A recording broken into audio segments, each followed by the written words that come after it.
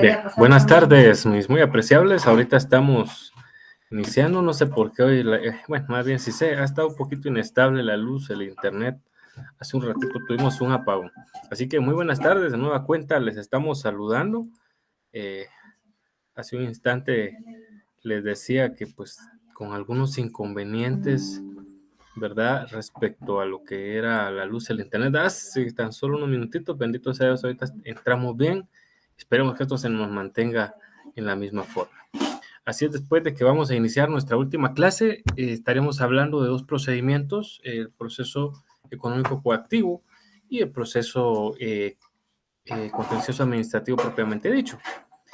En la clase, en la microclase que está grabada, donde nuestra colega pues tiene a bien exponer por 15 minutos, únicamente va a hablar del económico coactivo, así es de que es importante que pues vean ustedes también esta clase completa, ¿verdad? Para poder entender de una forma muy adecuada el curso.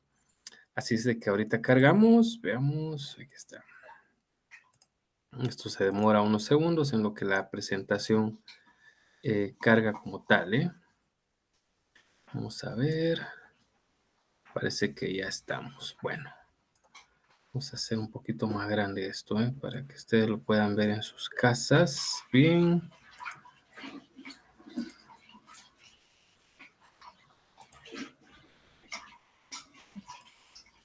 Bueno, ahí estamos. El juicio económico coactivo y el proceso contencioso administrativo, ¿no? Vamos a necesitar que tengan ahí a su mano tanto su código tributario como su ley de lo contencioso administrativo, para que puedan ir subrayando o echándole un vistazo, por supuesto. O si ya está subrayada, pues únicamente ir haciendo las anotaciones que ustedes consideren pertinentes. Pues bueno, hablemos primero de este proceso. Uy, no salió toda la presentación. Vamos a ver si estirando aquí un poquito. Sale. Ahí está. Hablaremos de lo que es el proceso económico coactivo. Primero hablemos de este proceso. Es diferente a lo que vimos la semana pasada. La semana pasada hablamos del proceso contencioso administrativo tributario, acuérdese, con nombres y apellidos, ¿verdad? Proceso contencioso administrativo tributario fue el que vimos la semana pasada. Este es distinto. Hablemos de empezando por todas sus naturalezas. Yo, como contribuyente, si considero que la administración tributaria ha emitido una resolución en mi contra, me está cobrando de más un impuesto o me está replicando un impuesto, me está multando y yo ya pagué, lo que sea, cualesquiera las circunstancias, yo interpongo un proceso de los que vimos la semana pasada, un proceso contencioso administrativo tributario. Esos son los de la semana pasada. Usted dirá, ay, pero ¿por qué está hablando ahorita? ¿Me va a hacer bolas? No, lo hago justamente para no hacerlo bolas, ¿verdad?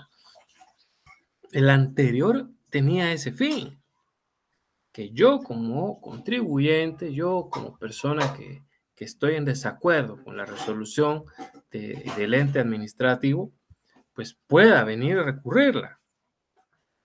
Contrario sensu, cuando el Estado me quiere cobrar a mí, ojo, claro, ustedes dirán, pero no es un delito el no pagar impuestos, claro, es una evasión y por supuesto hay una consecuencia penal, pero también lo hay en el plano, en este caso, económico.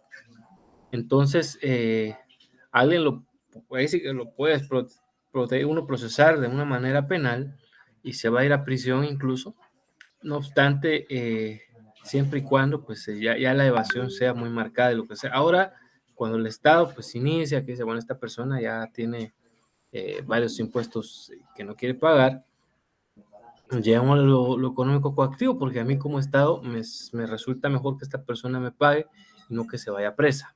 Entonces, por eso es de que es mejor este procedimiento para el Estado. Aquí ustedes tienen una breve definición de lo que es este proceso como tal. Y enmárquenlo, porque esto es a lo que hay que ponerle atención, donde dice medio empleado por el Estado. Ahí está. Aquí es el Estado quien utiliza esta clase de procesos. no los utilizo yo como contribuyente, no. Estos, el económico coactivo lo utiliza el Estado, ¿verdad? Porque X o Y persona no está pagando sus impuestos, ya tiene multas y aún así, pues pareciera que no le importa. Y ya lo digo, para el Estado es más conveniente que una persona se vaya presa, pues que pueda embargar bienes, cuentas o lo que sea. Y máximo cuando hablamos de que es una persona jurídica. Entonces, cuando es persona jurídica, el Estado se va por el económico coactivo, porque obviamente no podemos meter a la cárcel a una persona jurídica, es imposible. Y si alguno de ustedes dijera, al representante legal, no, es imposible. Recuérdense que el derecho penal es personalísimo, ¿verdad? Y ahí sí, si la persona jurídica es la que efectivamente no cumplió, no podemos ir en contra de una persona individual como lo es el representante. El representante, valga la redundancia, lo representa, mas no es la persona, ¿eh? Así que ahí se acuerdan bien de eso. Ahora, volviendo a lo económico activo, ahí lo dice, mire, cobrar los adeudos que tenemos nosotros los contribuyentes. ¿Y por qué? Porque por diferentes razones, ¿verdad? No se han pagado. Claro, para que eso se dé, y por eso pasamos a ponerle mucho ojo a la tercera línea, donde dice, y deben ser líquidos exigibles de plazo vencido y por supuesto establecidos en favor de la administración pública. Estas tres circunstancias deben existir siempre en todo proceso económico coactivo. Que eso que se está cobrando, repito, acuérdense, debe ser líquido y exigible. ¿A qué nos referimos a ser líquido y exigible? Es decir, primero, líquido. Es una cantidad de dinero. Ya se le hicieron los descuentos, que porque había tributado esto o lo otro, ya está. Es decir, el debe y el haber, para quienes son contadores, yo no soy contador, pero me van a entender muy bien, ¿verdad? Eso creo que también, sin ser un experto en la contabilidad, entendemos de que aquí ya se hicieron los cálculos entre debe y haber. Y dice que se tiene que pagar la cantidad líquida, imaginémonos que es una cantidad fuerte, de unos 50,000 quetzales. Es una cantidad líquida, ya está muy bien determinada, ya se dio la famosa determinación tributaria, eso se tiene que pagar. Que sea exigible, es decir, que el Estado la pida, obviamente, el Estado es el sujeto activo, entonces él es quien puede realizarlo. Entonces ya es de carácter exigible, ¿verdad? Porque ya está plenamente determinada. Luego pasamos a la siguiente circunstancia que dice que sea de plazo vencido. Quiere decir de que si la persona tuvo para pagar ahí por el 15 de mayo, por darles una situación, pues es obvio de que ahorita ya estamos hablando de que estamos en 28 de mayo, entonces ya la obligación es de plazo vencido. Y la última circunstancia dice que sea preestablecido, obviamente, ¿no? Que lo que se esté cobrando esté dentro de la ley, ¿no? Eso es lo que se requiere para iniciar esta clase de procesos. Avanzamos. Dice, hablemos ahora de cómo se organiza jurisdiccionalmente el tema este de los juzgados, ¿no? En lo económico coactivo, disculpe. Bueno, aquí a diferencia, y vean esto porque nos tiene que quedar muy claro, a diferencia de lo contencioso administrativo, que es en única instancia, vemos nosotros que los económicos coactivos sí tienen dos instancias. Y al tener dos instancias, pero ¿por qué dirán ustedes? Bueno, entendámoslo así de simple. ¿Por qué hay dos instancias en lo económico coactivo? Porque este es un juicio de conocimiento. El juez es el que va a establecer que los presupuestos que hayamos mencionado antes efectivamente se den. El juez va a determinar que la obligación sea líquida, exigible, de plazo vencido y que esté establecida en la ley. El juez va a corroborar eso. Claro, ustedes dirán, sí, tiene sentido, porque Así el demandado va a tener que demostrar de que si él ya pagó, pues va a decir, no, no, no, mire, señor juez, el Estado no está haciendo su trabajo. Yo resulta que esto se lo pagué hace 15 días y él me está demandando ahorita y yo ya pagué. Entonces, por eso es de que esta clase de juicios es de conocimiento. Entonces, a diferencia, ¿verdad? De lo que nosotros vimos del proceso eh, contencioso administrativo y que veremos pronto también el propio, el per se, porque la semana pasada, perdón, estuvimos viendo el contencioso administrativo tributario, ¿no? Entonces, ese tampoco es, se da en única instancia, porque ya lo dijimos, es como que si contara que la administración pública, todo lo administrativo fuera una primera instancia, y por eso es de que ya después cuando se conoce para que el contribuyente no tenga tanto pesar, pues ya lo conoce una sala como tal. Pero aquí sí no. Aquí el primero que conoce, como aquí bien lo acaban de leer ustedes en sus pantallas, seguramente dice, son los juzgados de primera instancia de lo económico coactivo. Aquí en la ciudad capital y en algunas cabeceras departamentales así se llaman de una vez los juzgados, ¿no? No obstante, como no hay jurisdicción privada, permítanme que escuché otra vez ese sonido desagradable. Ahí está, quedarme en la llamada. Vamos a ver. Ahí está. Ahorita cargo la presentación, disculpe. No, no voy a mentir, de la U nos pasaron un videíto de cómo evitar que esto sucediera. No me dio tiempo ni verlo, les soy sincero. Pero, y no le entendí, o sea, medio que lo vi, pero no le entendí muy bien, así que aquí estamos. Bueno, retomamos. Dice, entonces, que este juzgado de lo económico coactivo, sí, ya me recuerdo, estaba hablando desde que en los departamentos no hay jurisdicción privativa de esto, que significa que la jurisdicción de lo económico coactivo normalmente se comparte con otros ámbitos jurisdiccionales, es decir, van a ver ustedes que dicen juzgado de primera instancia civil y de lo económico coactivo, por darles un ejemplo. O juzgado de trabajo y lo económico coactivo. Normalmente así se da. Hay lugares donde es todavía más dramático, porque yo he visto que dicen en algunos casos juzgado de primera instancia civil, de familia y económico coactivo. Pobre ese juez, ¿no? Que tiene que entrar a hacerle de todólogo.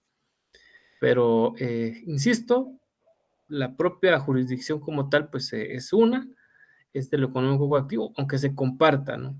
Ya sabemos nosotros de que el proceso pues se da, es de conocimiento.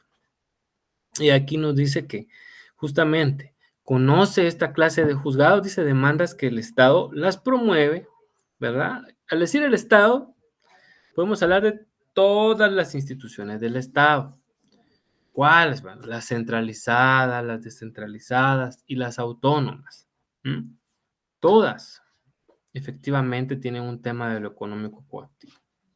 Imagínense incluso como una persona, ¿no? que estaba administrando bienes, una persona individual para cierta, imaginamos que para un ministerio, y esa persona no entregó, se quedó con la plata y todo, y lo primero que van a buscar es, por supuesto, lo económico coactivo, ¿verdad? Antes de meterlo preso, mejor primero la plata, dice el Estado. Entonces, va por esa vía. Bueno, por supuesto, ustedes dirán, pero eso como que nos suena también a reparos de la Contraloría. Sí, por supuesto, le colocan un reparo y les hace ver. Eso también es cierto. Cuando es funcionario público, les hace un reparo la Contraloría General de Cuentas, donde le dice, mire, llévelo, ¿verdad? O si no, efectivamente, pues nos lo vamos a llevar por la vía judicial. Así que mejor voy a quitar el ejemplo del Estado para no interferir con este, que es el que pues explica dentro de la U. Eh, el Estado entonces tiene la deuda, le tienen una deuda fuerte.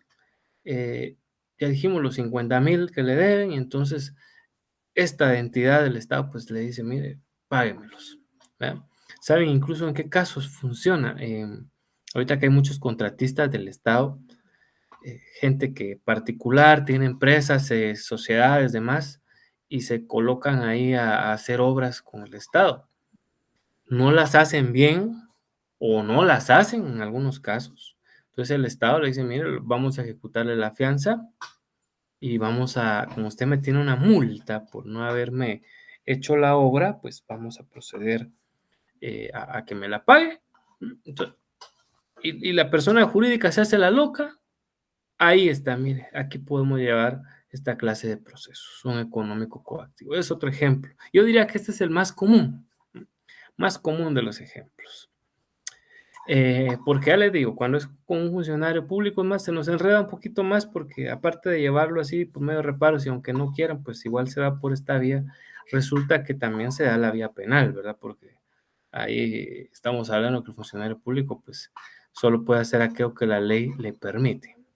Pero bueno, dice acá, contra particulares por deudas derivadas de obligaciones tributarias, pero no solo obligaciones tributarias. Como bien lo dije yo hace un momento, sanciones administrativas o multas, dice, por infringir a la norma. Una sanción administrativa se puede dar porque imagínense que vino la entidad Transatlánticos S.A. y estaba a cargo de realizar un puente allá en el municipio de Soloma y resulta que nunca lo hizo. Y fue a hacer un puente de lo más pura lata con lámina y no sé, y el puente pues se cayó cuando iba pasando. De dicha no, se cayó solito por el aire. Entonces, ahí estamos, es una sanción. Ahí sí, hay una sanción administrativa por no haber hecho un buen trabajo, ¿no? Multas por infringir leyes y reglamentos también, desde luego. Entonces, un particular ha violentado la norma. ¿Mm? Resulta de que vamos a ver, para poner un ejemplo ahora de multas por infringir leyes. Eh, Hablemos de un ejemplo de inclusive nos puede llevar alguien que infringe la ley de tránsito, ¿verdad? Entonces, ¿cómo se le va a llevar un proceso? Por esta vía, ¿m? Por esta vía, para que así esa persona, pues, que ha infringido, pues, pague, ¿no? Entonces, ya conocemos en qué ámbito se da un juicio económico coactivo. Entendamos ahora qué características tiene, cómo identificarlo y todo esto. Bueno, la primera de ellas, a pesar de que yo les decía de que sí es un tema de conocimiento, la naturaleza propiamente de esta clase de juicios es que son procesos de ejecución, son procesos ejecutivos, o sea, el fin, al final de cuentas, por supuesto, ejecutar a la persona que debe, que tiene pendiente la obligación, es un proceso ejecutivo principalmente. ¿A quién se ejecuta? Repito, por si alguien se lo pregunta, al contribuyente, al particular, no digamos contribuyente porque esto no, estoy utilizando mal la palabra, disculpen. Ese sustantivo no aplica en esta clase de procesos. Al particular, a nosotros, ¿no? Personas individuales o jurídicas, ojo, no solo, repito, es para las personas individuales, también a las jurídicas se les puede llevar por esta vía y principalmente a las jurídicas, ¿sí? Entonces, es para ejecutarlas. Es para decir, mire, usted debe tanto, pague. No se haga loco, pague, ¿verdad? Esa es la verdadera situación, llamémosla así, la característica central de esta clase de procedimientos. La otra característica aquí nos dice, muy interesante, ¿verdad? Que la parte actora siempre dice, siempre va a ser uno de los órganos administrativos. Es decir, quien demanda, el demandante, siempre va a ser el Estado, pues, así en palabras simples, siempre va a ser el Estado. Cualesquiera de sus entidades, cualquiera, bueno, alguien de ustedes me dirá, o sea que no es necesariamente PGN, no necesariamente es PGN, ¿verdad? Por supuesto, PGN en algún momento determinado entra porque es PGN quien tiene los intereses del Estado, desde luego. pero son sus entidades. Cualquiera puede ser la que promueva esta situación de la demanda. Entonces, PGN también participa en algún momento determinado. Luego dice la tercera característica, en que las pretensiones de dicha administración van a ser de carácter coactivo. ¿Y qué significa eso de que va a ser coactivo? O sea, a la fuerza. ¿Y por qué a la fuerza? Porque ya las personas no quieren pagar. Entonces, es por eso que se les tiene que obligar por ese motivo, ¿verdad? Porque definitivamente la persona no quiere. Entonces, por eso se llama así, coactivo, es por la fuerza, ¿no? Es que se va a dar esta clase de procedimientos. Aquí no es que, ay, mire, tratemos de conciliar. Bueno, se podría hacer ya vamos a hablar de las excepciones, ¿no? Y de la transacción. Claro, un momento determinado, insisto, al Estado le conviene que quien le debe le pague. Y de hecho, a todas las personas, ¿no? A todos nos interesaría más que aquellas personas que nos han quedado a deber dinero, en lugar de verlas enjuiciadas, en lugar de verlas ahí llevando procesos largos, que nos paguen, ¿no? Entonces se puede en un momento determinado hacer una transacción, no es algo que se esté exento de que suceda, ¿eh? Avancemos. ¿Qué principios? Que no es lo mismo los principios que las características. Eso ya lo he explicado en una ocasión, ¿no? Una característica es algo que me identifica por cómo soy y todo lo demás, mientras los principios es de donde yo estoy cimentado. La misma palabra lo dice porque son principios, algo que son mis bases, ¿no? Para sostenerme. El primero de ellos es el impulso procesal de oficio. Aunque vamos a ver por ahí que se menciona el tema de la caducidad. No aplica al final de cuentas, porque al Estado no le conviene que aquí se lleve todo por rogación, como digamos, sí, otras clases de procesos como el contencioso administrativo. Ese sí es un proceso de rogación, no hay impulso procesal de oficio. Hay que estar llevándole, diciéndole al juez o al tribunal, mejor dicho, que haga esto y lo otro. Aquí no. Aquí el juez se lleva el proceso solito. No necesita que el Estado le esté diciendo que cite a la otra persona, que le dé audiencia, que abra prueba, ¿no? El juez lo hace por sí solito. Hay impulso procesal de oficio. Ese principio es bien importante. No todos los procesos lo tienen, ¿verdad? Porque tiene un sentido de. Yo ahorita me recuerdo de los procesos que tienen impulso procesal de oficio, como el proceso penal, por ejemplo. Ahí no hay caducidad de instancia. El proceso penal inicia y hasta que hay sentencia o bien se arregló de alguna manera, ¿verdad? Con alguna medida desjudicializadora. El proceso laboral también lleva impulso procesal de oficio, porque se hizo con el afán de que el trabajador no sufriera, ¿verdad? El trabajador no se quedara con que él ahora no ejecutó por X o Y motivo y ahora perdió su derecho. Entonces, para evitarse esa situación, eh, se obvió el tema de que sea rogado. Entonces funciona el impulso procesal de oficio también ahí. Y aquí también, ¿verdad? Una vez el Estado inició con la demanda, pues seguimos, como dijo la canción, ¿verdad? Seguimos, y no hay quien lo pare, ¿verdad? Luego, el siguiente principio del económico coactivo nos dice que es antiformalista. Bien, ¿a qué nos referimos de que es antiformalista? Bueno, la palabra formal normalmente hace alusión, bueno, tiene varias acepciones.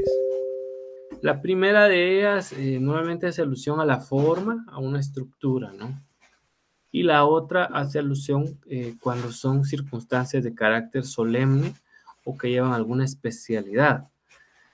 Aquí nos tenemos que casar con esta segunda acepción, en el sentido de decir de que el proceso económico coactivo no está sujeto a solemnidades de ninguna índole, ¿verdad?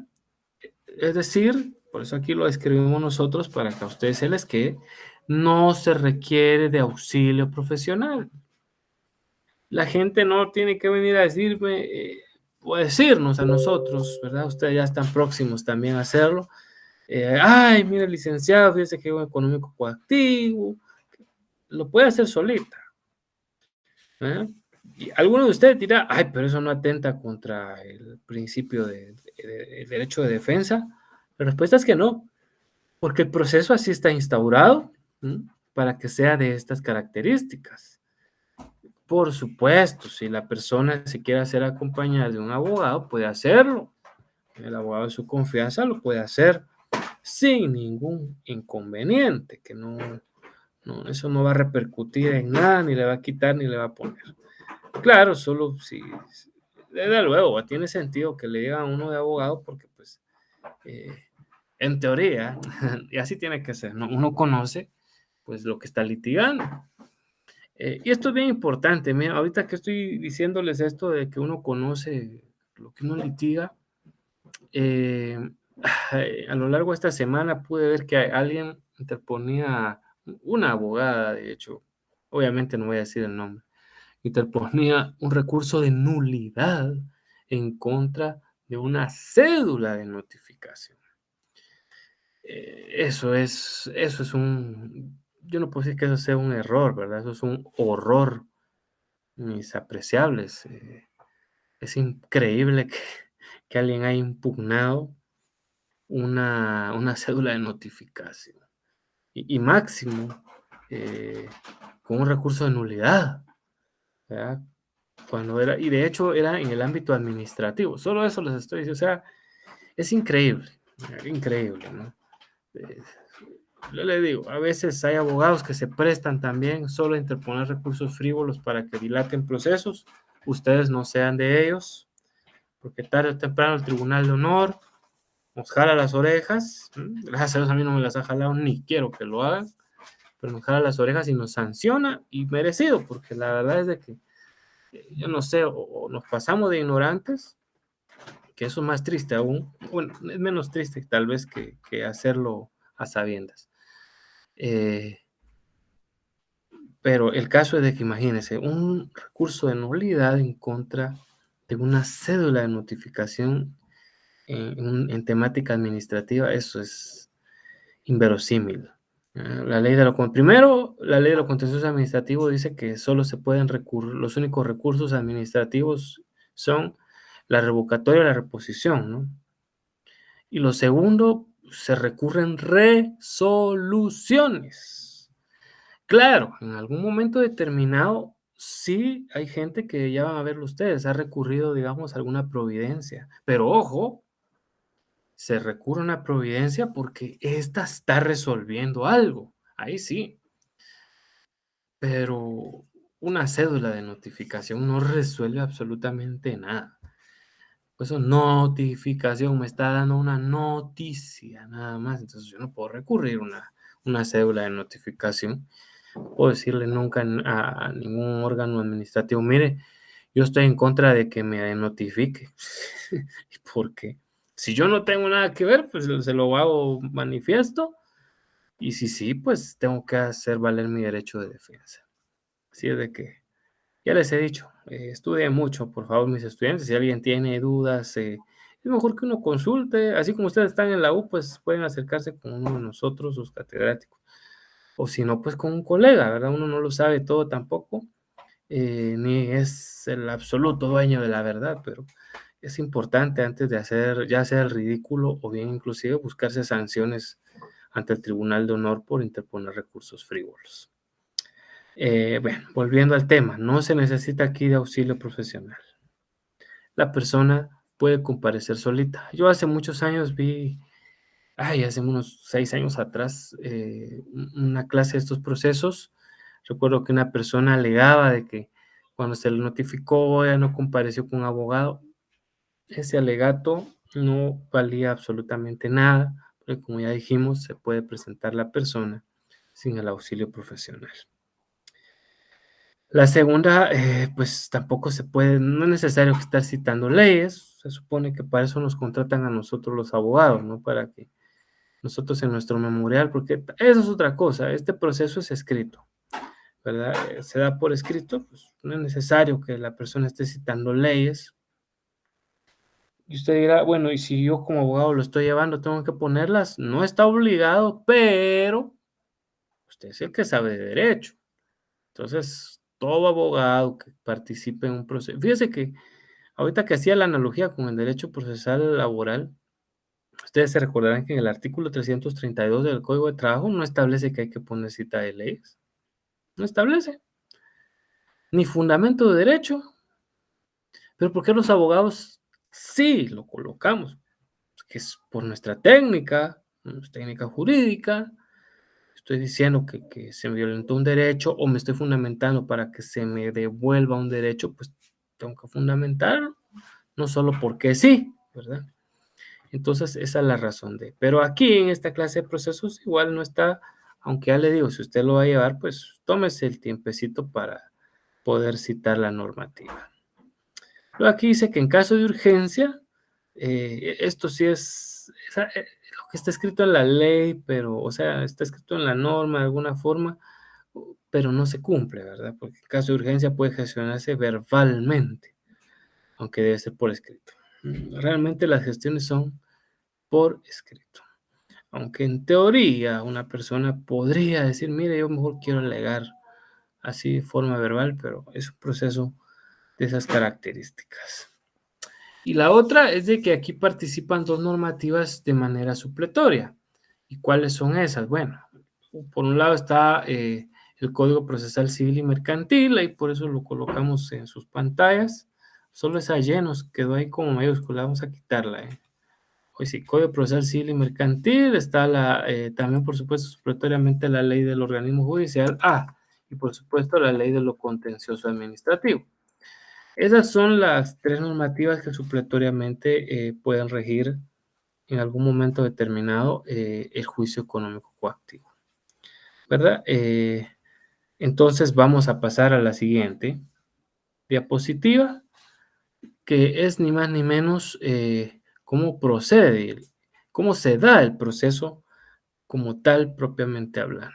Bueno, pues vamos a poner la atención del caso. Eh, Vamos a explicar que aquí las flechitas venimos de atrás para adelante. ¿Cómo así? El primer punto es lo que vamos a tocar, como inicia el proceso, es que está en color como que corinto, ¿no? Es el que ustedes van a ver que es el inicio. Acto seguido vendrá ese color verde, luego el morado y por último dejamos este como aqua o celeste que está en sus pantallas. No al revés, para que me entiendan bien, hago esta salvedad. Entonces vayamos conociendo. Dice acá que entonces, una vez instaurada la demanda, que por cierto tiene que cumplir con los presupuestos que establece el artículo 61 del Código Procesal Civil y Mercantil. Con eso, ¿verdad?, que establece esta normativa, tiene que traer la demanda. Para hacerles un resumen,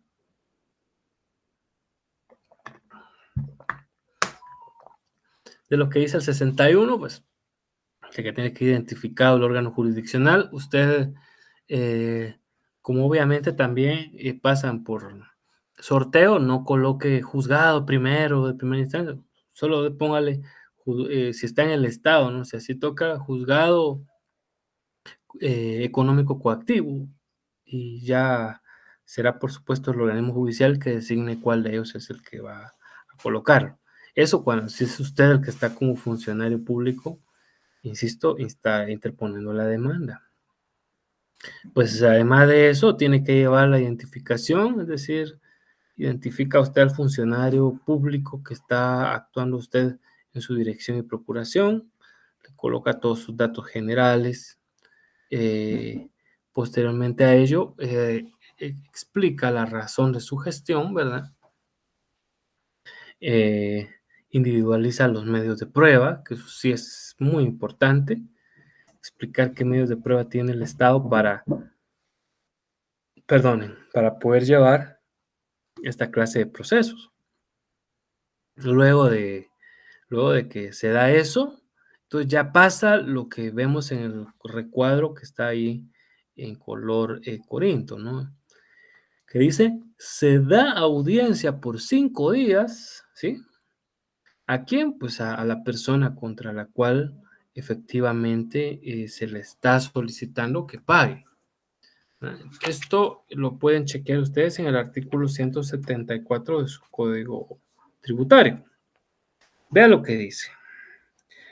174 dice, promovido el juicio ejecutivo, el juez calificará el título en que se funde y si lo considera suficiente y la cantidad que se reclama fuere líquida y exigible, ya sabemos que el líquido, ya dijimos que ha estado bien determinada, exigible, pues que sea de plazo vencido, que ya esté para poder cobrarse. Despachará al mandamiento de ejecución y ordenará el requerimiento de pago al obligado y el embargo de bienes en su caso. Sigue diciendo. En la misma resolución dará audiencia al ejecutado por el plazo de 5 días hábiles. Entonces, es eso lo que se da. Tiene ese lapsus para poder venir y en este caso, bueno, si ya pagó, va a interponer una excepción perentoria de pago, ¿no? Es decir, no, señor juez, fíjese que yo le pagué al Estado. Aquí está el depósito que realicé en tal y tal fecha ante una entidad bancaria. O si no, decir, mire, el Estado no me había a mí hecho saber en ningún momento que había una determinación tributaria en mi contra. Yo estaba llevando mis libros, he estado pagando lo que sé yo, ¿verdad? O sea, hay formas de contestar a la demanda que bajo estas circunstancias que reitero son escritas, pues de considerarse en sentido negativo. Sigue diciendo ahora la parte de acá abajo. ¿Qué pasa si no se pronuncia? Bueno, hablemos de las excepciones. No es que se pueda interponer cualquier clase de excepciones, mis muy apreciables. Las excepciones que se interponen en esta clase de proceso son aquellas que aparecen en el artículo 177, perdón, del Código Tributario. Entonces, vamos a leer rapidito este artículo, 177. Y vean lo que dice. Excepciones en cualquier estado del proceso. Es decir, aquí estas, si yo quiero, al contestar la demanda, si no despuesito, cualquier momento, puedo interponer estas excepciones que vamos a decir ahorita. Se admitirán, dice, en cualquier estado del proceso únicamente las siguientes excepciones. Solo estas, no más. 1, pago. Que bajo la cosa que les estoy diciendo yo que imaginémonos de que ya se pagó, pues solo que yo voy a demostrar. 2, transacción autorizada mediante acuerdo gubernativo. ¿Me puedo yo todavía poner de acuerdo con el Estado? Puede ser. Al Estado le conviene, ¿verdad? Decirle, ay, disculpe, señor Estado, fíjese que sí, es cierto, yo le debo. Y transijamos. Entonces, pero ojo, la ley me manda a que tiene que haber un acuerdo gubernativo. Entonces, eso sí es un detalle a tomar en consideración. La tercera dice, finiquito debidamente otorgado. Bueno, el Estado ya me había otorgado un finiquito donde yo ya no le debía nada. Entonces yo se lo demuestro, mire, aquí está. ¿Verdad? También está el tema de la prescripción.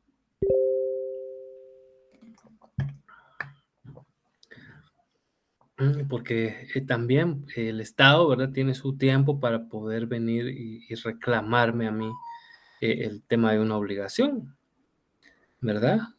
Vimos mucho tributario.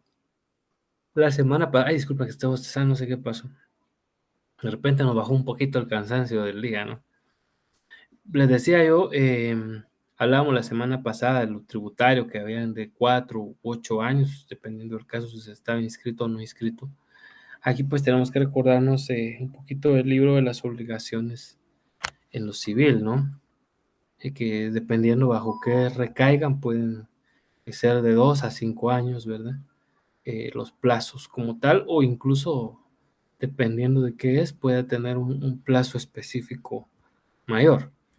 Lo cierto es de que si el Estado se tardó un buen tiempo y nunca interpuso su demanda y hasta ahora lo quiere interponer y su derecho ha fenecido, pues yo puedo interponerle el de prescripción. En el número 5 aparece la caducidad. No es cierto, la caducidad realmente ya no existe en esta clase de procedimientos que se dan con impulso procesal de oficio.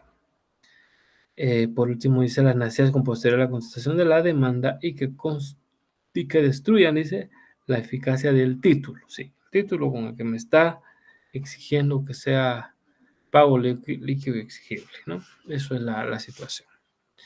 Entonces, dice abajo, las necesidades con posterior a la contestación de la demanda y que destruyan la eficacia del título. Eso es lo que acabamos de leer.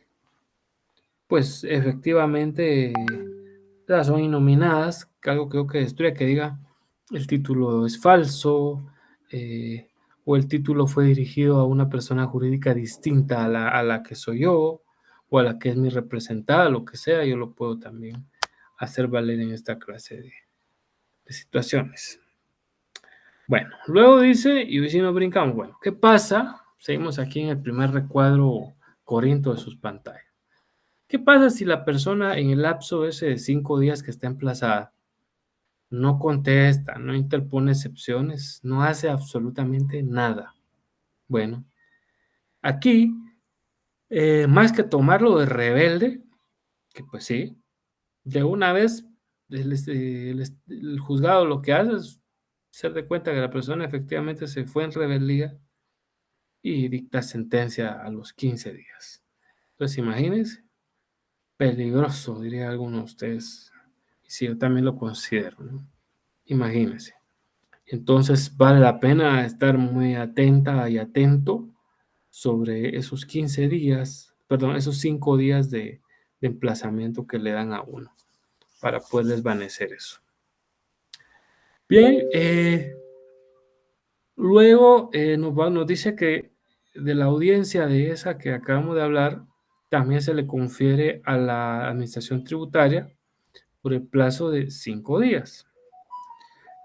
El fundamento de esto está en el artículo 176 del Código Tributario. De hecho, está específicamente descrito en el segundo párrafo que vamos a leer. Dice, objetivo del ejecutado. Si el perdón, el primer párrafo estoy leyendo. El 176. Si el ejecutado se opusiere, deberá razonar su posición y, si fuera necesario, ofrecer la prueba pertinente. Sin estos requisitos, el juez no le dará trámite a la oposición. Por eso quise leerles por el tema de lo que dice. Espero que hayan subrayado ustedes ahí. Mire, deberá razonar, o sea, explicar los motivos, ¿verdad?, de su posición y ofrecer la prueba pertinente. Entonces, eso es lo que sucede en esta circunstancia primero. Luego dice, si el demandado tuviere excepciones que interponer, deberá denunciarlas todas en el escrito de oposición. De una vez, no hay excepciones dilatorias o previas acá. Son las excepciones.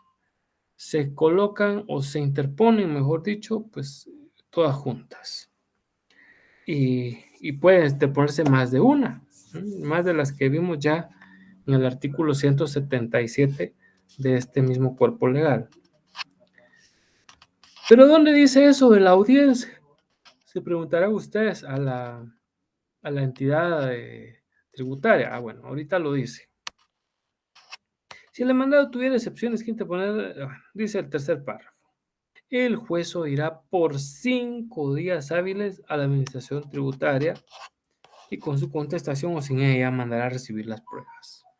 Aquí está. Entonces, estamos aquí en el verde.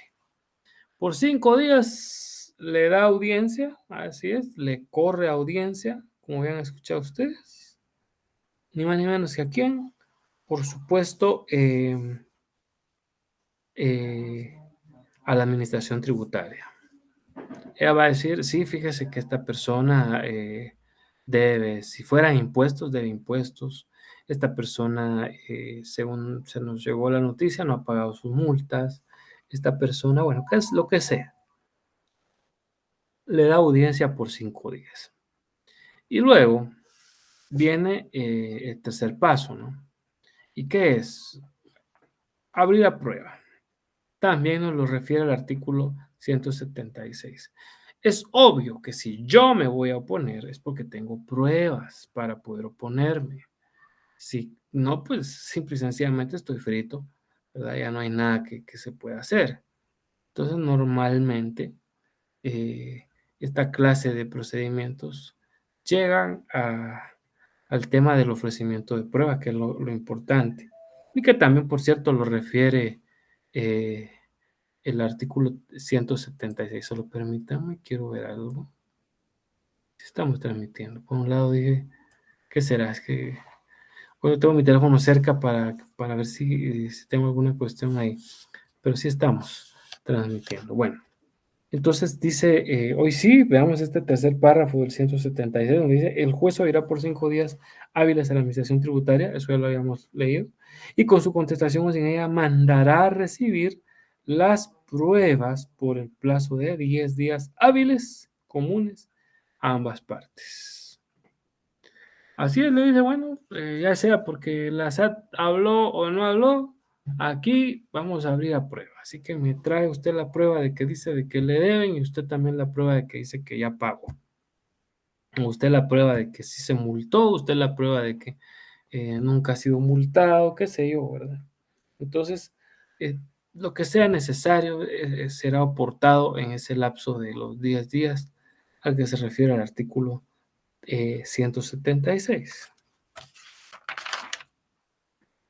Luego de que ya se abrió a prueba, pues usted dirá, ¿y qué ahora qué toca? Bueno, ya lo único que queda es emitir la resolución, o sea, por decirlo así, la sentencia, ¿no? No estamos hablando de otra cosa. El artículo 178 nos habla de esa sentencia, mas no nos da el plazo. Y usted dirá, ¿y ese de dónde se lo sacó entonces? Ahorita les digo. Dice primero el 178, resolución. Vencido el plazo, óigalo bien, vencido el plazo para oponerse o el de la prueba, en su caso, el juez se pronunciará. ¿Cómo así dirán ustedes? Sí, vencido el plazo para oponerse. Nos tenemos que regresar al primer pasito que está acá. A los 5 días de estar emplazado me dan audiencia. Yo no contesté, vaya. Entonces, de una vez sentencia. Por eso ahí abajo lo decíamos, en el 175, que voy a regresar para leerlo, porque es a lo que se refiere este primer párrafo, o esta primera línea que vamos leyendo. Dice, incomparecencia del ejecutado en el 175. Mira lo que dice. Si el ejecutado no compareciera a deducir o interponer excepciones, el juez dictará sentencia en la que declarará, según proceda, si al lugar o no a la ejecución y ordenará el remate de bienes o pagos. Bueno, entonces ya vimos nosotros qué pasa si no comparece. Se le dicta la sentencia, pues. Y aquí el 178 nos lo dice, ¿verdad? Si no se opuso, va, entonces de una vez a los 15 días se emite la sentencia. Ahora resulta que sí se opuso. Vaya. En ese caso cuenta el plazo que también sigue diciendo este artículo, porque dice el 175, obviamente.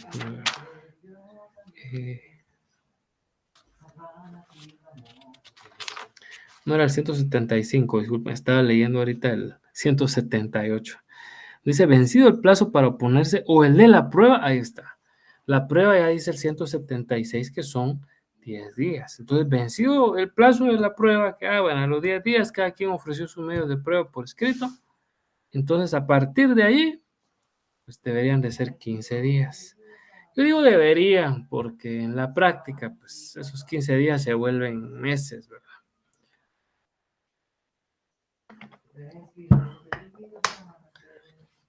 Y usted dirá, pero eso es ilegal.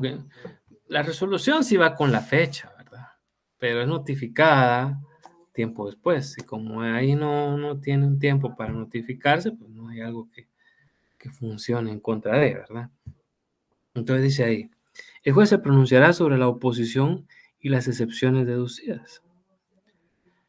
Además, el juez declarará si al lugar o no al lugar a aquellas de trance y remate de los bienes embargados o pago en caso de la deuda tributaria y las costas judiciales. Quizá alguno de ustedes dirá, pero mire, ahí no hay plazo. Tiene toda la razón. Perdón. El plazo sale de la ley del organismo judicial.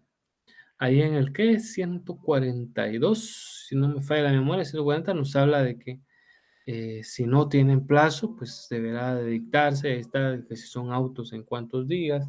Para las sentencias, pues el plazo es de 15 días, a menos que la ley establezca otro plazo.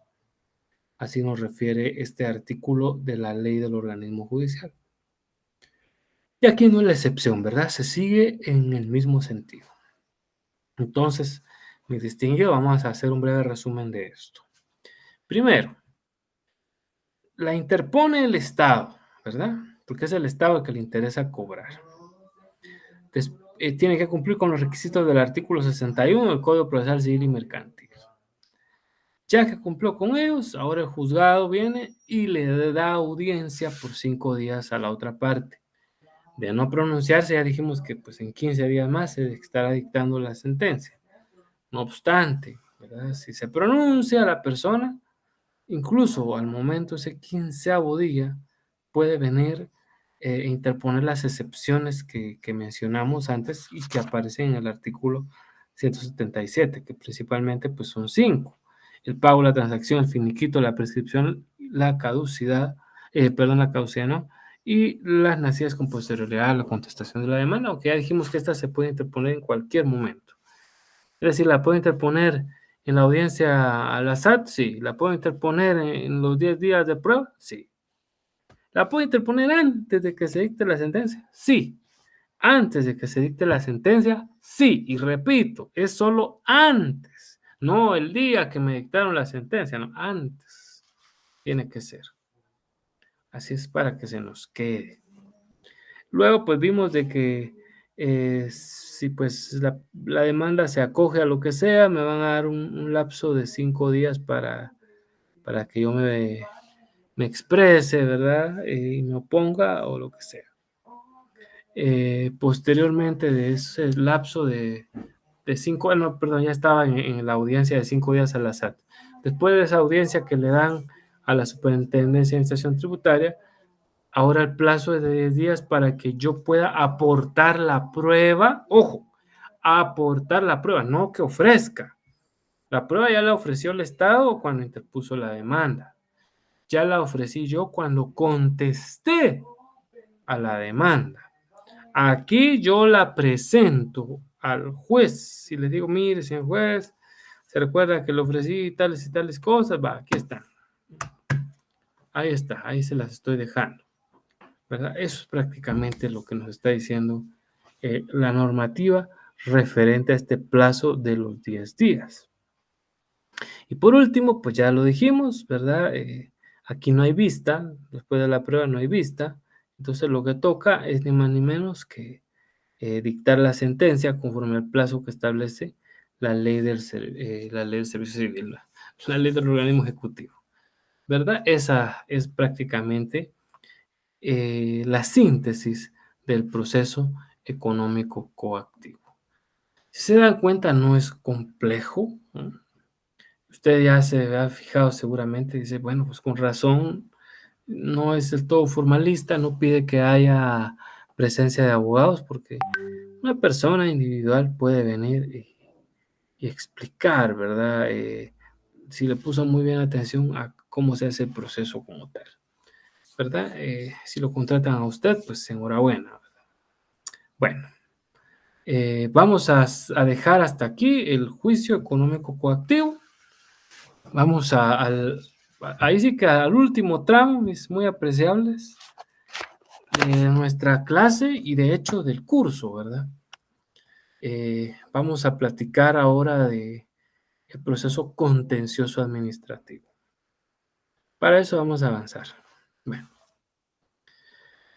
repito, posiblemente, o sin el posiblemente, la semana pasada, ustedes vieron con este servidor el proceso contencioso administrativo tributario. Por eso es de que vamos a ver que varían algunas cosas.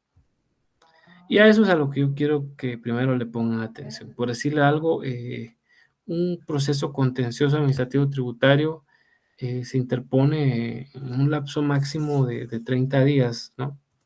De notificada la parte demandada. En cambio acá el lapso es mayor, hay hasta 3 meses para que alguien pueda venir e impugnar ese tipo de situaciones. Así que vemos la diferencia entre un proceso y otro. Bueno, hablemos de este, que es el proceso, podríamos decir que el final, ¿no? Y con el que teníamos que terminar de forma adecuada nuestro curso. Ya habíamos estado dando dosis al respecto, pero sea pequeñas cápsulas, ¿no? Medio que estábamos por ahí charlando al respecto de estos. Bueno, pero ahora sí, como diría alguien, entrémosle con fe. Este no es como el proceso económico coactivo que vimos que es el Estado de demanda a los particulares para que paguen, ¿no? Aquí, un proceso de esta categoría significa que ya se acabó lo administrativo. Se llama contencioso administrativo, mas no obstante, esa vía contencioso administrativa tuvo que haber finalizado para poder entrar a esta clase de procesos. Por ello dice acá que su naturaleza, ¿cuál es? Dice que esta es definitivamente de un proceso de única instancia. Aquí sí, mire, esto es idéntico a lo que sí vimos la semana pasada, porque usted dirá, pero ay Dios mío, ya me trabó la lengua, los contenciosos administrativos tributarios también son en única instancia, sí, también. Y estos también. Así es, en única instancia. Tiene su razón de ser y se los vuelvo a explicar, lo dije hace unos minutos y qué bueno que quedó grabado, ¿verdad? Es como que si la vía administrativa fuera la primera instancia. Entonces ya no tiene caso que haya un proceso de conocimiento total, porque ya hay una primera, por así lo queremos ver así, aunque no es que la vía administrativa juegue como vía jurisdiccional, no es eso tampoco.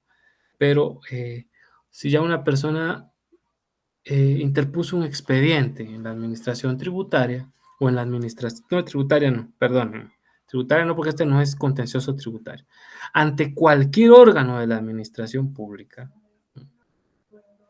si ya lo interpuso, si el expediente, resolvieron que sin lugar viene e interpuso los recursos que la ley permite, porque acuérdense que según el artículo, y una vez vamos a verlo, ¿verdad? De su ley de lo contencioso administrativo, nos habla de que solamente el ámbito de los recursos es el 17, dice, los recursos administrativos de revocatoria y reposición serán los únicos medios de impugnación ordinarios en toda la vía de la administración pública. Es decir, lo que hace un rato decíamos. Entonces, me negaron uno de esos recursos. Ahora, ¿qué queda? Venir a lo judicial. Eso es lo que queda. Entrar al proceso contencioso administrativo. Eso es lo que hay que promover. Este sí lo puedo promover yo como particular en contra del Estado. Este sí va por esa línea. Entonces, en ese sentido, es de que se promueve este proceso. ¿Cuándo procede? Dice, veamos el artículo 19. Son dos los casos de procedencia, ¿verdad? Dice el artículo 19 de la Ley de lo Contencioso Administrativo. Dice, procederá el proceso contencioso administrativo. 1. En caso de contienda por actos y resoluciones, acuérdense, resoluciones de la administración y de las entidades descentralizadas y autónomas del Estado. Contra el Estado. 2. En los casos de controversia derivada de contratos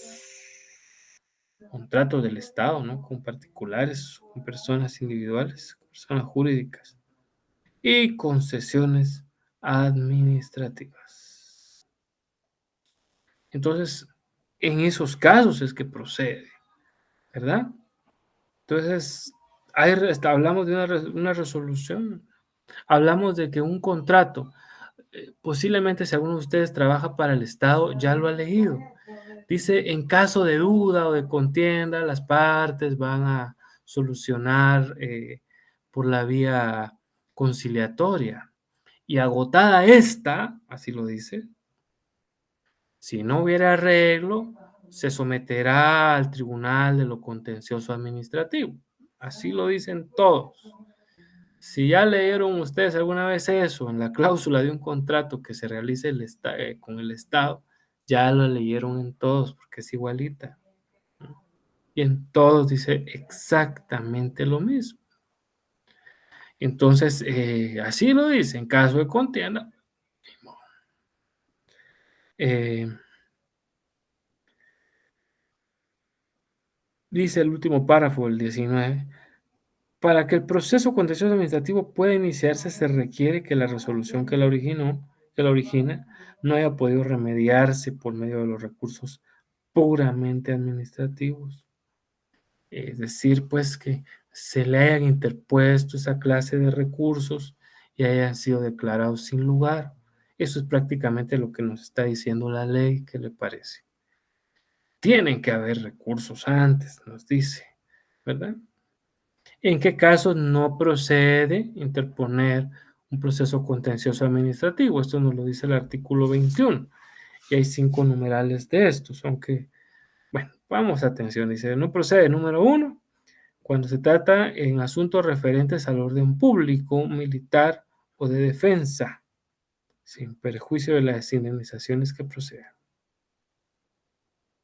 Ay, es que eh, yo le pedí, imagínense que dijera un soldado, ¿no? Yo le pedí al coronel que me ascendiera de una vez a teniente y se negó. Entonces yo voy a interponerle un recurso, no sé, eso es un tema militar, ¿verdad? Eso no procede aquí. Eh, una circunstancia de orden político, ¿no? Que alguien que dijera, ustedes se recordarán ahí de Suri Ríos, que seguramente en las próximas elecciones va a estar ahí queriendo ver si puede, ¿verdad? No puede tampoco por esta vía, si se la denegáramos, si le dijeran que sí, no sé, porque ya no sabe uno qué creer. Unas elecciones que Suri Ríos sí participó y en las que recién pasaron, no. Entonces, no hay congruencia muchas veces en lo que resuelven nuestras cortes, ¿verdad? Pero imaginémonos de que ahorita le dijeran otra vez que no. Entonces, no es por esta vía que tiene que tratar esa impugnación contra el Tribunal Supremo Electoral, por cierto. No es por esta vía. 2, dice, en asuntos referentes a disposiciones de carácter sobre salud e higiene públicas. Salud e higiene públicas. Aquí no procede. No procede. Usted dirá, pero ¿qué pasa si el Estado me enfermó, él me infectó? Se podrá llevar la demanda, pero no por la vía contencioso. Ahí va a tener que llegar la vía ordinaria, es decir, por la vía civil seguramente. Si es lo que se pretende es un tema de indemnización, ¿verdad? Pero no por esta vía. Luego dice, en los asuntos que sean competencia de otros tribunales, pues obvio, si eso le pertenece a competencia penal, no lo vamos a interponer acá. Si la norma dice que se irá por un juicio ejecutivo en la vía de apremio, tampoco procede a interponer esta clase de procesos, me explico. Entonces, es lo que es, ¿no? En esta circunstancia, pues la higiene pública, ¿verdad? No puede interponerse en ningún sentido nada de la vía contenciosa administrativa, va a tener que llevarse por otra vía. Perdón, ya estaba en la de competencia de otros tribunales. Mírenme, a mí ya estaba regresando yo. Perdonen. El 4, que ya estaba hasta por ahí. En los asuntos originados, dice, por denegatoria de concesiones de toda especie, salvo lo dispuesto en contrario por leyes especiales. Claro, si una ley dice que la vía para llevarlas acá. Hablemos de concesiones. Bueno, sabemos que la concesión es un contrato por medio del cual el Estado concede justamente a la iniciativa privada que administre, acuérdese, que administre algún bien de carácter público. En la ley de áreas protegidas, por ejemplo, ahí vemos nosotros un tema de concesiones. Fíjense, entonces ahí nosotros podemos chequear cómo específicamente pues se dan ahí ese tipo de situaciones, de esos contratos de concesión. Las concesiones, dice acá, repito, si se, de toda especie, salvo lo dispuesto en contrario por leyes especiales. Si la ley dice, digamos, dijera, si hablamos de incumplimiento de contratos por la vía administrativa, contratos de concesión, se llevará por lo contencioso administrativo. Ah, pues entonces ahí sí. En el caso que yo les di ahorita de la ley eh, de reservas naturales, esos contratos de concesión, no, ahí sí no. Ahí no se llevan por esta vía. Luego dice el 5, en los asuntos en que una ley excluya la posibilidad de ser planteados en las vías contencioso-administrativas. ¿Qué leyes excluirán eso? Hablemos de lo laboral, ¿verdad? Si un trabajador del Estado es despedido y él solicita que sea reinstalado y se lo deniega, primer punto, no tendría que haber solicitado al órgano que lo reinstalen, ¿verdad? Sino haber acudido a un órgano jurisdiccional realmente. Eso es lo que tuvo que haber hecho, pero no por la vía contencioso administrativa. Si estamos hablando de un tema de familia, es exactamente lo mismo, ¿verdad? No que porque, imaginémonos, una persona está sacando el tema de la escuela de para padres, porque esto pasa en Guatemala, si no lo saben, cuando uno lleva juicios esos de menores y todo eso, hay personas a las que las sentencian a ir a escuela para padres y sacar ahí sus cursitos para aprender a ser papás. Y si aquí les llegaran a denegar dicha situación, pues no tendrían que venirse por esta vía, ¿verdad? ¿Por qué? Porque tiene que ser planteado por la vía correspondiente, que es de juicios de menores y todo eso. Entonces, eso es a lo que se refiere el numeral 5. Bueno, para entender finalmente las resoluciones, ahorita que vayamos a echarle un vistazo al proceso, cómo se da, más que todo vamos a recordarnos, ¿verdad? Porque esto ya lo vieron ustedes y nos sirve a manera de repaso. Pues recordemos de las características que tiene esta clase de resoluciones contra las que se impugna y se busca la vía judicial de lo contencioso administrativo. Entonces dice ahí, primera característica, que haya causado estado. Esto también lo dice el artículo 20 de la ley de lo contencioso administrativo. Entonces, acuérdese que hayan causado estado. ¿Qué significa que una resolución causó estado? Recordándonos, significa que la resolución, pues valga la redundancia, fue resuelta. Era el último paso administrativo y ya no tiene pendiente ningún recurso ni ninguna otra actuación administrativa que realizarse, ¿verdad? Eso es causar estado. Voy a dar un ejemplo de causar estado. Imaginémonos que una persona viene y acude vamos a ver, pensemos ahorita en un órgano administrativo. Al ministerio del MAGA, de alimentación, ganadería, ministerio de agricultura, ganadería y alimentación, MAGA. Acude al MAGA y hace su solicitud para que a él y a toda la gente de su aldea, el MAGA les dé alimentos. Bien, el MAGA dice, no, porque esa función no nos compete, que aquí, que allá, que... ¿no? Entonces viene la persona, bueno, le notifican de que no se puede, que por X o Y motivo. Viene la persona, interpone, que resulta que el que resolvió fue el ministro, entonces interpone un recurso de reposición, que es lo que cabría. El recurso de reposición le es denegado, se les declara sin lugar, mejor dicho. Entonces, ahí, damas y caballeros, ya no hay más que se puede hacer. Ya esta persona ya no puede hacer ninguna otra petición más por la vía administrativa porque ya se acabó. Eso es causar estado. Que la vía administrativa como tal haya concluido. ¿Verdad? Eso es causar estado. Y la siguiente dice que vulnere derechos del demandante. Miren ustedes, hay que leer la ley, ¿verdad?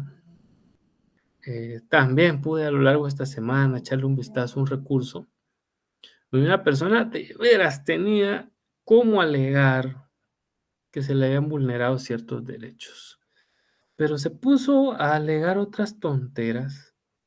Ella sí no tenía auxilio profesional.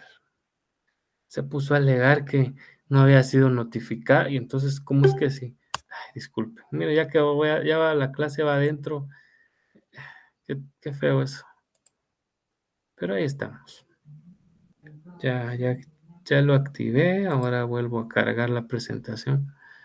Pues les decía que la persona esta tenía cómo alegar, ¿no? Que se le habían vulnerado derechos. Ella decía que no se le había notificado, pero sí se le notificó. El derecho que se le había violentado es que, se los cuento así, ¿no?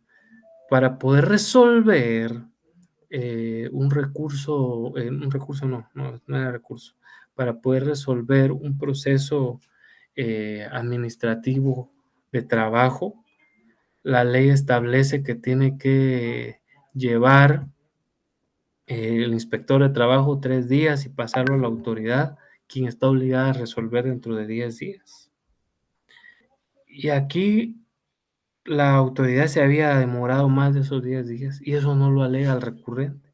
Lo que alega es de que no se le notificó. Y cuando uno va a ver la cédula de notificación, ahí está la firmota de él, que hasta firmó la. Entonces, imagínense. Y además la recurrió dentro del tiempo. Entonces era absurdo decir que no haya sido notificado, ¿verdad? Pero ya le digo, no es necesario mentir, ni solo hay que ponerle mucha atención a las cosas, ¿no? Entonces, esto fue lo que sucedió en este caso propiamente. Y bueno, ¿qué decirles? Entonces, mucho ojo ustedes ahí en su trabajo. Vamos ahora a ver el esquema de cómo se da un proceso de estas características. Disculpen, estamos en vivo, ¿verdad? El esquema del proceso contencioso administrativo, un proceso muy sencillo. Ya vimos en qué casos sí se da, en qué casos no, qué características tiene que tener una resolución que voy a recurrir por esta vía. Ahora, que se nos quede el esquemita. Primero, ¿hasta cuánto tiempo tengo yo para interponerlo? Uf, es un lapso larguísimo.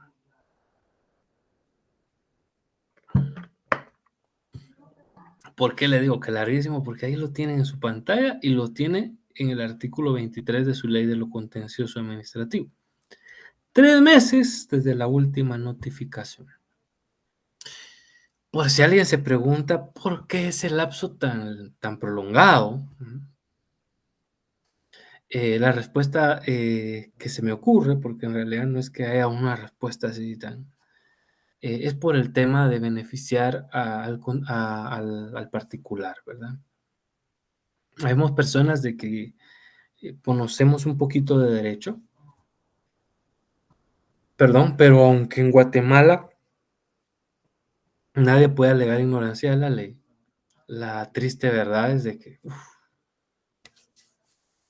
de verdad mucha gente ignora la norma y además no es pues de que a uno le den clases de derecho en los básicos, o, ¿verdad? ¿No? Entonces, o en la primaria, ¿verdad? Entonces, por eso ese lapso seguramente que va así de largo, para que así las personas a veces hasta en pláticas, ¿no? Ay, fíjate que hice tal petición y te la denegaron, ¿sí? E interpusiste un recurso, ay, sí, pagué por un recurso, pero me dijeron que no. ¿Y ya te fuiste a lo judicial? No, se puede ir uno, pues, quizá, ¿verdad? Por eso. ¿Hace cuánto fue? Ay, hace rato. ¿Hace cuánto? Hace un mes. Ah, entonces todavía podés, ¿verdad? Porque son 3 meses. Entonces ya con usted le dice, ay, licenciado, fíjese que hace 2 meses me notificaron. Yo no sabía que se podía, todavía estamos en tiempo. Usted va a decir, sí, estamos en tiempo y vamos a entrarle con ganas. Luego, ¿qué pasa? Bueno, los antecedentes, bueno. Se requieren estos, ¿verdad? El plazo de 5 días. Yo normalmente los he visto, repito, en los añitos que llevo de haber laborado en la administración pública, y cuando veía que una sala de lo contencioso administrativo o tribunal de lo contencioso administrativo veía, de una vez colocaban no 5, sino decía se le fija plazo de 15 días hábiles al órgano administrativo u órgano demandado para que remita, ¿verdad? Un informe circunstanciado y los antecedentes del caso. Entonces, normalmente esos 5 y 10 días que están acá, de una vez los unifican y tiene sentido, ¿verdad? Por aquel principio de economía procesal y demás, pues lo mejor es eso, ¿no? Que se dé dentro de un lapso mucho más corto y así las cosas funcionen bien. Bueno, ya que viene el órgano administrativo, como tal, tiene su informe circunstanciado, remite copia de las actuaciones, insisto, todos los antecedentes que tengan su poder lo va a remitir al Tribunal de lo Contencioso Administrativo, que es quien conoce en única instancia. Después de haber realizado ese envío,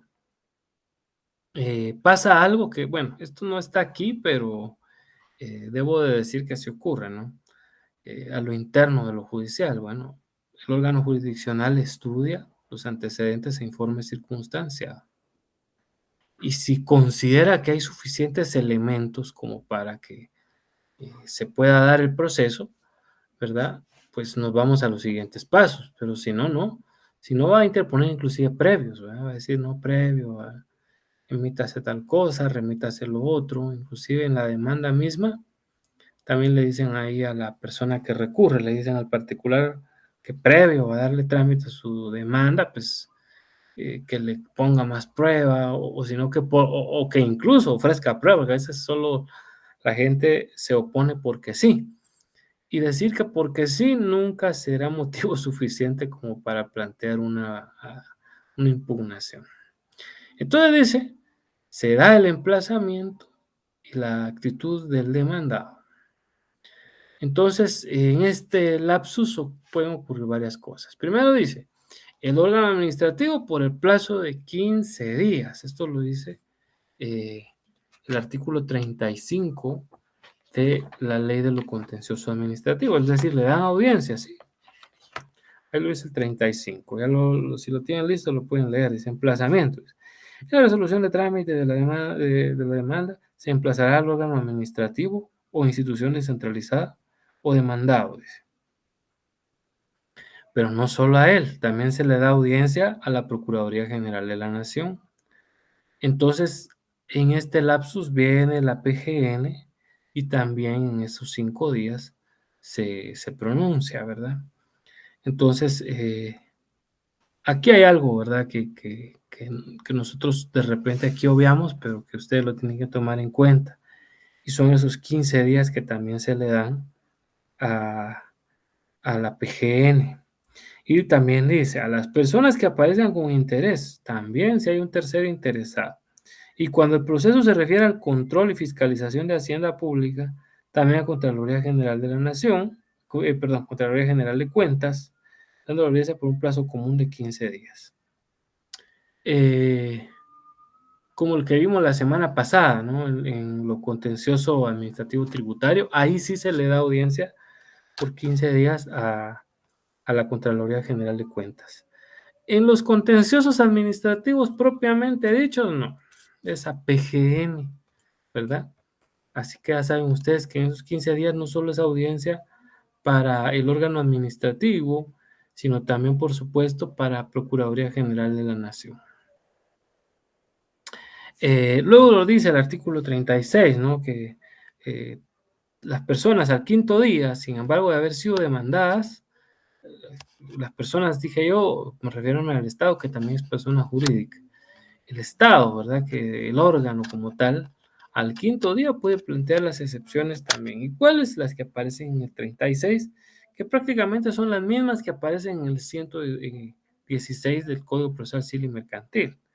Se pueden plantear incompetencia, ya sabemos que la incompetencia deriva de que si eso es materia de otro órgano jurisdiccional, litispendencia, de que pues está pendiente un proceso anterior a demanda defectuosa cuando ésta tiene errores de fondo y principalmente, perdón, de forma y de fondo, ¿verdad? Falta de capacidad legal, sí, cuando el actor en este caso no tiene la capacidad legal para demandar. Falta de personalidad, cuando aquella persona pues no tiene ni siquiera vela en el entierro, veríamos nosotros, es un chute que está demandando y que no es parte dentro de. Falta de personería, que la persona que demanda no adjuntó los documentos que acreditan que es representante legal o mandatario de una entidad. La de prescripción, si el derecho como tal ya ha pasado de largo. Es decir, aquí dice que son 3 meses, ¿no? Imagínense que la persona interpuso la demanda a los 4 meses, ya hay prescripción, ¿verdad? Cosa juzgada, ¿verdad? Si ya, mire, señor tribunal, resulta que este procedimiento ya se llevó hace años, ¿verdad? Esta persona mm, se está queriendo pasar de viva. Por supuesto, la transacción, en este caso, pues hablamos de que si tuvo que haber habido algún arreglo entre el particular y la entidad estatal para ponerle fin al litigio. Entonces, a través de la transacción, esas son ya hasta les hice un resumen ahí de qué casos procede cada una de ellas, ¿no? Luego también hay que tomar en consideración que el demandado, ¿verdad? El Estado puede asumir cualquiera de las actitudes procesales que nosotros normalmente conocemos, como cuáles. Rebelde, el Estado no contestó. Lo único cierto es que cuando el Estado aquí rebelde no se le condena así de forma ficta como en derecho laboral, ¿verdad? O en civil, donde a uno le va horrible. No, el Estado se tiene como que haya contestado en sentido negativo, es decir, negando las pretensiones del particular, fíjese. Y eso nos lo dice el artículo 37, ¿verdad? Dice, transcurrido el emplazamiento se declarará la rebeldía de los emplazados que no hayan contestado la demanda, la que se tendrá por contestar en sentido negativo. Ahí le hicieron el favor, ¿verdad? Pero está bien. Se puede contestar la demanda según el 38 y la demanda puede contestar en sentido negativo positivamente. Positivo es cuando el Estado se allana, que muy raras veces lo va a hacer. Si todos los emplazados se allanaren, dice, procederá a dictar sentencia más rápido. Pero digo, esto no es real, ¿verdad? No he visto yo algo así, pero bueno. Eh, También dice el memorial de allanamiento, podrá presentarse con firma legalizada, sí, porque es como que estuviera desistiendo, ¿verdad? La contestación negativa de la demanda deberá ser razonada en cuanto a sus fundamentos de hecho y de derecho. Ahora, si es sentido negativo, pues se tiene que fundamentar, ¿no? Luego nos está diciendo que también el demandado puede poner excepciones perentorias, ¿no? Y las perentorias hacemos nosotros que son innominadas y según aquí la normativa, efectivamente, pues se interpone y se resolverá en la sentencia. El 40 nos habla de que también se puede reconvenir. El Estado más bien dice contrademanda, dice no, esta persona que está por esta vía llevando, resulta de que es ella quien nos ha hecho incurrir en errores y etcétera, etcétera. Entonces eso nos lo refiere el artículo 40. Bueno, ya que se dieron esta clase de situaciones, nos vamos a ver a la prueba y la sentencia, que es el último, bueno, el último tramo. Dice el 41, y en sus pantallas aparece que se apertura prueba. Aquí el lapso de la prueba es de 30 días, ¿verdad? Durante esos 30 días, pues se abre a prueba para que las partes, tanto Estado, que es el demandado, como yo, pueda presentar las pruebas que ofrecí en su momento, ¿m? No las que yo quiera llevar, las que ofrecí en su momento. Presentada la prueba, se fija día y hora para la vista. La vista, recordemos que son los alegatos, ¿verdad? Entonces, normalmente, pues, aquí el 43 nos dice que el periodo vencido de la prueba señala día y hora para la vista. Entonces, el juez no se va por la... Si bien aquí es el 43 de la Ley de Contencioso Administrativo, normalmente se dan 15 días, como establece el Código Procesal Civil y Mercantil.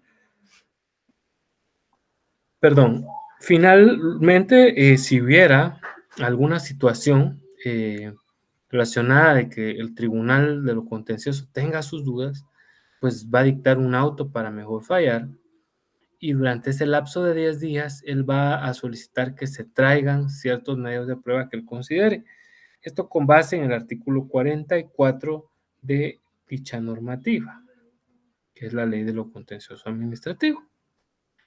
Y finalmente se dictará la sentencia que establece el artículo 45 de la ley de este mismo cuerpo legal.